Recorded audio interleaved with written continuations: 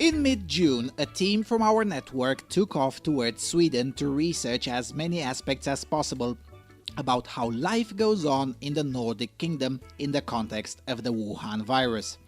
We spent roughly 3 weeks in Sweden, traveling about 4,000 kilometers by train and bus, observing daily pandemic life and constantly comparing it with the rest of Europe, and chose the period in such a way that we landed when their numbers looked horrible and an important holiday was coming, as well as the end of the already very relaxed emergency policies was approaching.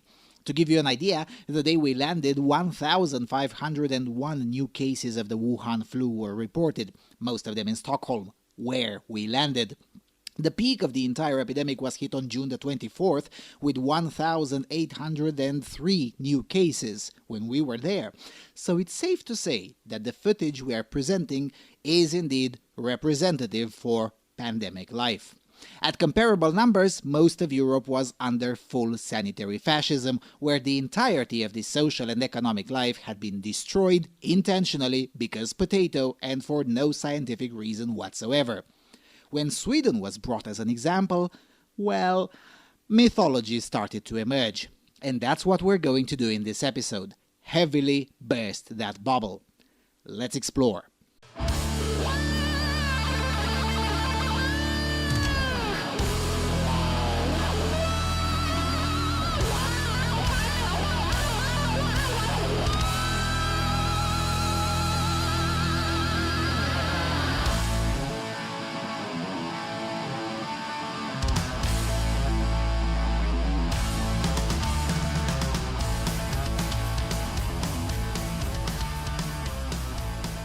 Hello everyone and welcome to the second episode of the mini-series Pandemic Sweden.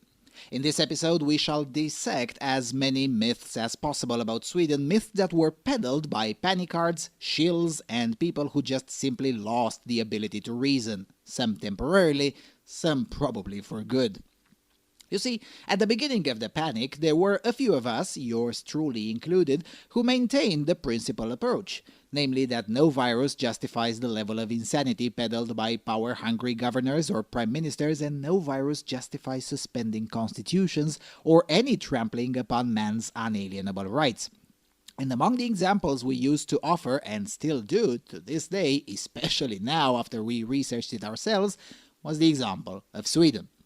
At the beginning of the panic, merely suggesting that maybe Sweden has it right, or at the very least better, was grounds for being called all sorts of names, from mass murderer to cynical, as if being cynical is a bad thing, and when that didn't work, the whole glossary of logical fallacies was thrown at you, with appeal to emotion being the most common. But then it started working. April 15 was the day with the highest death toll from this disease. Since then, it kept on going down consistently to an average of 2 per day in the second half of July, and way beneath most of Europe, which continues to see itself as better just because they temporarily shredded their constitutions and infringed upon the human rights of their populace in ways that made Wojciech Jaruzelski envious. That was the moment when the crowd was separated. The people of good faith, who simply panicked at the beginning, now re-evaluated their stance and started asking questions. In other words, were intellectually honest.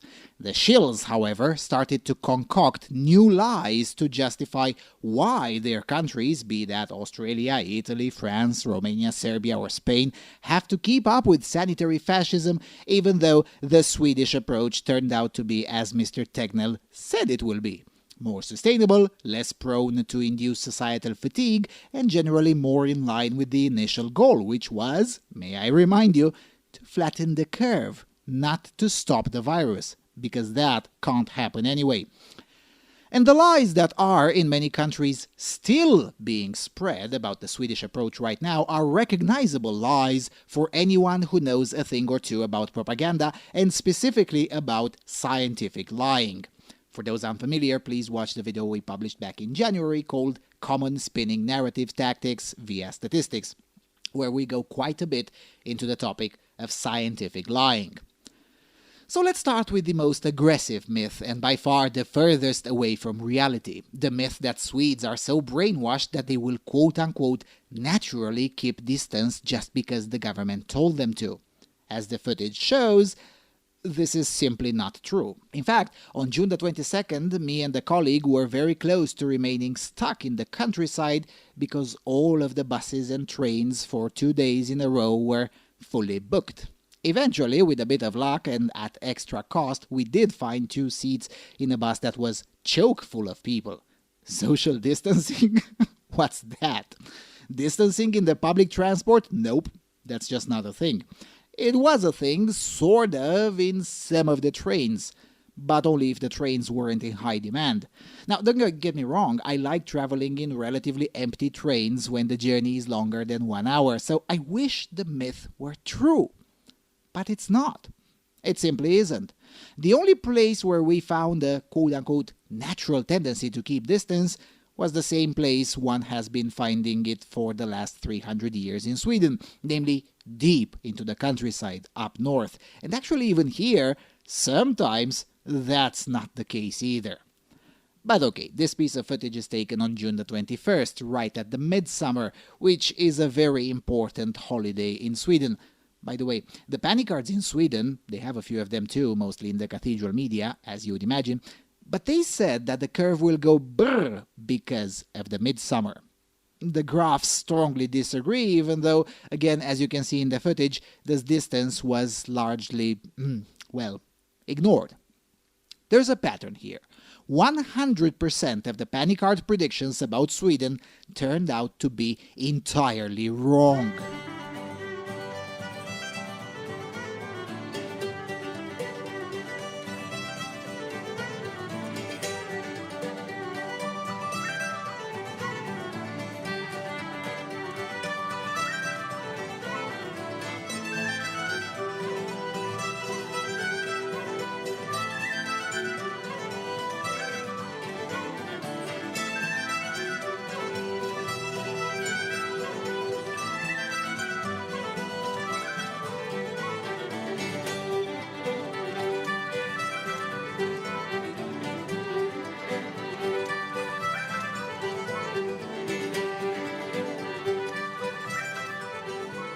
Myth number 2. The Swedish healthcare system was better prepared than others, so therefore they could afford the strategy whilst others couldn't. This is a more insidious one because it relies on various preconceptions about Sweden, many of them carefully entertained by the left and by the Swedish state itself via Svenska Institutet and other institutions whose job is to put out positive propaganda about the country, no matter what the reality may be. The problem is that the Swedish healthcare system was far from prepared. In fact, if we judge by the metrics put out by the panic cards in March, Sweden was as far away as it could have possibly been from being prepared. The state had been donating or simply throwing away its reserve of respirators and other medical supplies since the 1990s, and the epidemic found them with a reserve of exactly 0. And with a per capita number of ICU beds second to last in the European Union. Hardly one could call that prepared, don't you think? Moreover, Sweden did not entirely shut down hospitals like most of Europe did, so only a fraction of the already not exactly prepared system focused on the Chinese cough.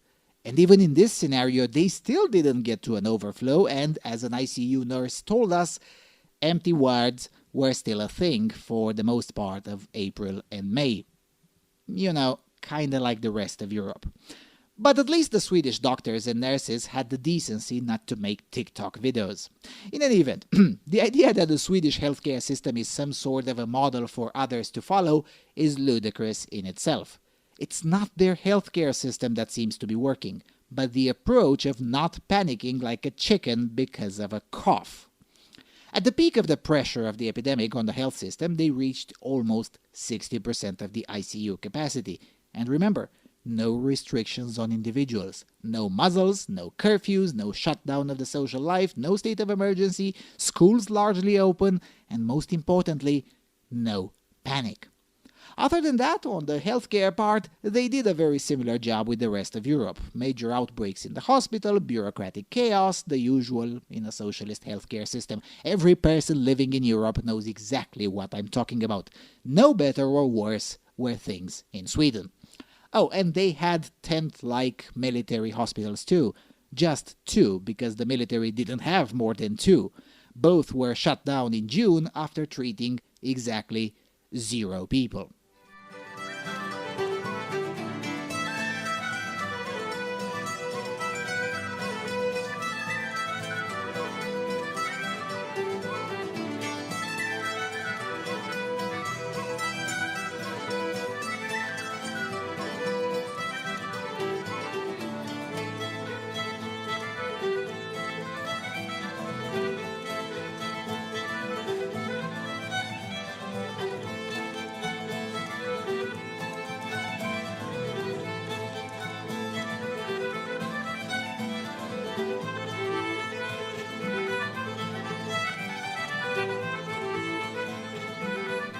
Myth number 3.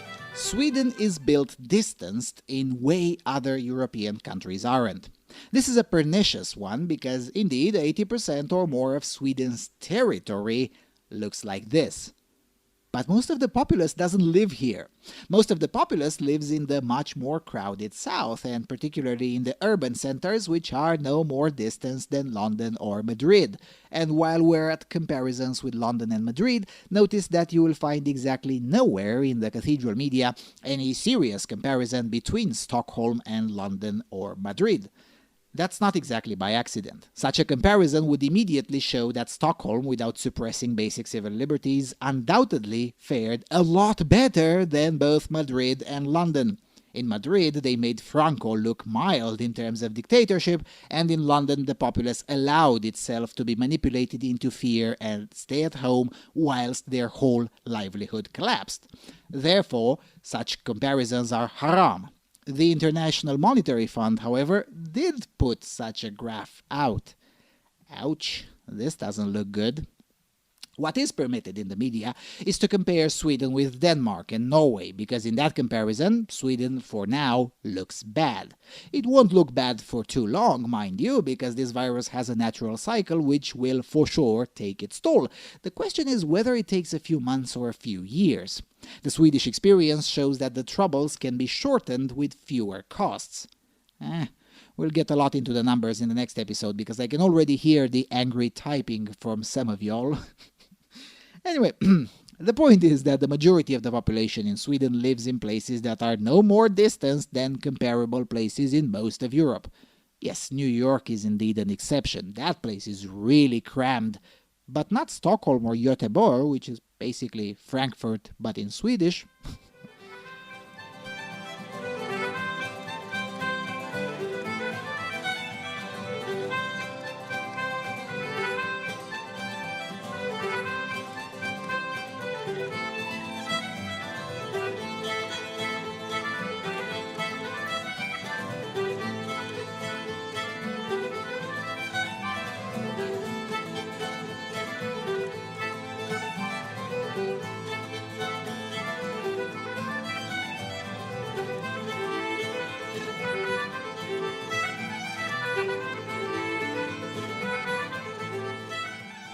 Myth number 4. Swedes are just shy and reserved anyway, very unlike Southern Europeans who will roam the place just because they can. Well, if you want to sell this story, you can use footage like this one. This is Stockholm on June the 18th. The footage is real. The problem is that it's at 3 a.m. You see, in Sweden, around midsummer, night isn't exactly a thing. The sun is shining roughly 22 hours a day. So at 3 a.m., just like anywhere else in the world at 3 a.m., the streets are empty. But since it looks as if it's during normal hours, you can use such footage to sell the story that look how obedient the Swedes are with the distancing recommendations, definitely unlike Southern Europeans. If you want to sell the opposite narrative, you use footage like this. This is Göteborg in the middle of the day.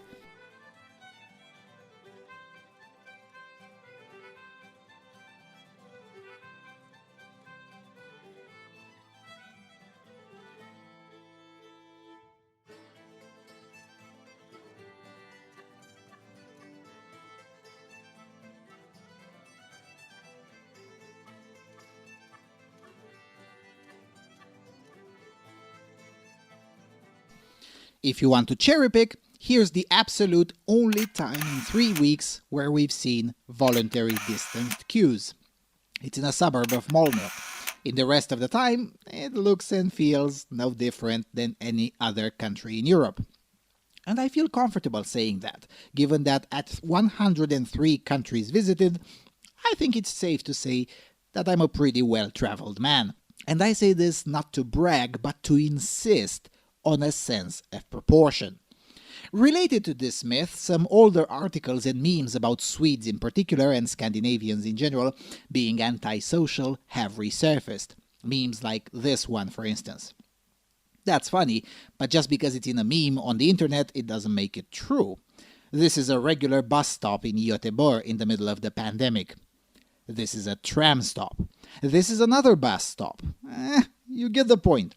No matter how much you want to believe that Swedes are somehow very special, well, they're not. Not in this department anyway.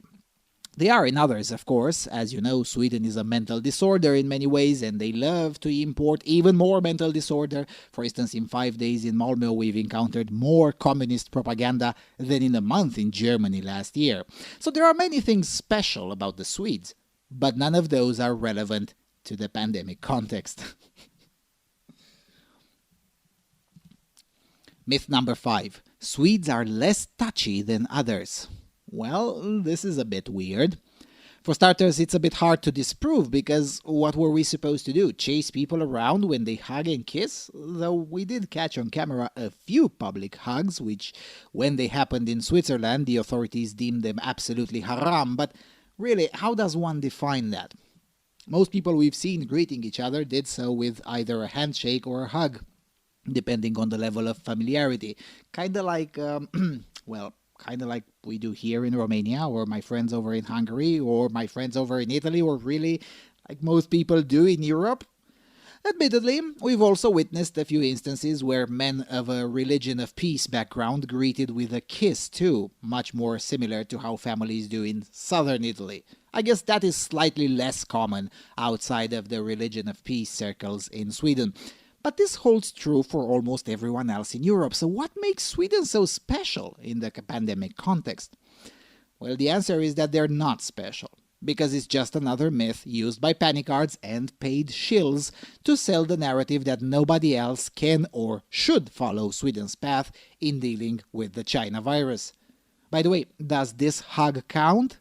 It's from a Black Lives Matter protest from June the 3rd, a bit over a week before we landed in Sweden.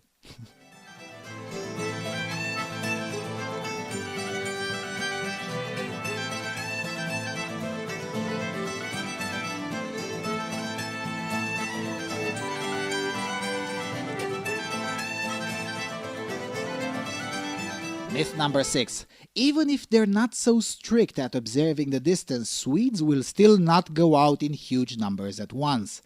This one is usually thrown at us whenever we calmly dismantle the mythology that panicards spread about the China virus and especially about the illiberal policies surrounding it.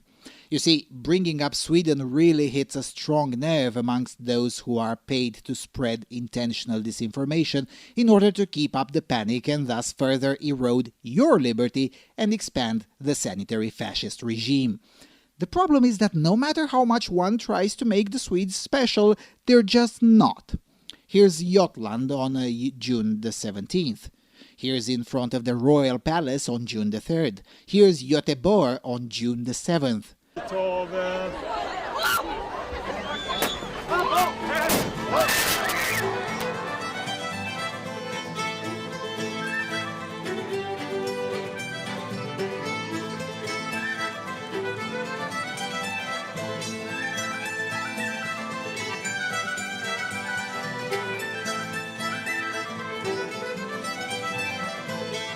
And then there are the multitudes of restaurants that were full, as one would expect in a normal country, in the middle of the summer. Or the beach. We took a trip to the beach too, thinking that may be the only beach time we'll get for a few months, given that most of the rest of Europe was bloody insane. Luckily, Greece and Bulgaria came back to their senses in the meantime, so It's good that we were wrong. The point is that large gatherings were and continue to be a thing in Sweden since the weather has gotten nicer. And any claim to the contrary is either uninformed or an intentional attempt at lying. Speaking of lying, myth number 7. Swedes are so quote-unquote responsible that they voluntarily adopted the muzzles without the government telling them. Well, I don't know how to put this. In 3 weeks, we counted the number of muzzles we've seen in public. 27. Not 27,000, not 27%, but 27 individuals in 3 weeks. Statistically, that number is so low that it has to be rounded down to the nearest integer, which in this case it's 0. Statistically, 0% of the people we met or saw were wearing a muzzle during our trips in Sweden.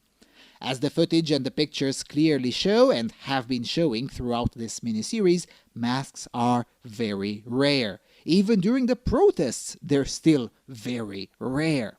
So this particular claim is not just a myth, it's intentional disinformation by people who know for sure that they're lying. Most of them are paid to lie in order to keep up the panic and prevent you from knowing that there is another way that doesn't involve destroying your social and economic life. Myth number 8. Swedes work from home a lot more and that's why their approach worked. This one is usually thrown in the bargaining phase, when the person you're arguing with is forced to admit that most of what they believed is either mythology or intentional disinformation. This one is a half-truth. Yes, it's true that Sweden, just like the Netherlands, Denmark and the United Kingdom, have been toying with work from home for quite some time, but that doesn't necessarily mean much. The United States, for instance, only had 7% of the workforce regularly working remotely, as opposed to 23% in Sweden before the Chinese cough. When the Chinese cough hit, both countries went up, but the US went up a lot more. About 60% of the US workforce worked from home, while in Sweden it didn't really even hit 50%, if we are to believe this graph from the International Monetary Fund. And just like in the US, the numbers plummeted very soon. While it is true that nobody forced the Swedes to work from home, unlike the United States or most of Europe, they still did go back to work physically about 5 weeks later once the panic became clearly unjustified. Yes, it is true that some companies, usually the very big ones, still do use remote work, but of course only for the kind of work that allows that, which is to say, not much. You see, it turns out you can't manufacture cars remotely, you can't make food remotely, you can't distribute electricity remotely, you can't make concerts remotely. This vision of perpetual work from home that you see peddled quite a lot on the internet is a highly distorted view of a functional economy. And it's distorted precisely because you only get to see the opinions of those who have enough time to be on the internet all day long. Truck drivers don't have time for this, nor do doctors, or store clerks, or those in manufacturing, or bus drivers, or those building or maintaining the infrastructure. By the way, a lot of construction work in Sweden going on lately, as you can see in the footage. How are those supposed to be done remotely? The fact of the matter is that Elon Musk is correct. If you don't make stuff, there is no stuff. And the whole narrative about the wonders of working from home has, in fact, very limited applicability in the real world. And it has limited applicability in Sweden, a somewhat advanced economy. Now imagine how much applicability it has in Brazil or Nigeria or India or other developing countries. The whole idea is bonkers, and claiming otherwise is from the la-la land. There is no la-la land, and there is nothing special about Sweden. Whatever the motivations, and we'll discuss some more about that in the next episode in addition to what was explained in the first one, whatever the motivations may be, Sweden got a much better trade-off over the long run. Speaking of the long run, take a look at the Panicard Bible, that is to say, worldometers. Notice that Sweden is about to lose even more positions because virtually nobody is dying from this virus anymore in Sweden, while everyone else is only now climbing on the same curve as Sweden. It's almost as if Sweden was right or something. Ignore the shills and just look at the data. Speaking of data, the UK government calculated that it would have been literally cheaper, including in terms of human life lost, to do as Sweden did. But hey, what do I know? I'm just a dude on a couch who went straight into multiple outbreaks and observed reality rather than cower under the bed fearing a virus with a 99.8% survival rate in the general population, and even higher than that in my age group. And with all of that being said, thank you all for watching. Special thanks to all the donors who made this trip possible to begin with. Don't forget to subscribe, visit our website, and I will see you all soon on the Freedom Alternative.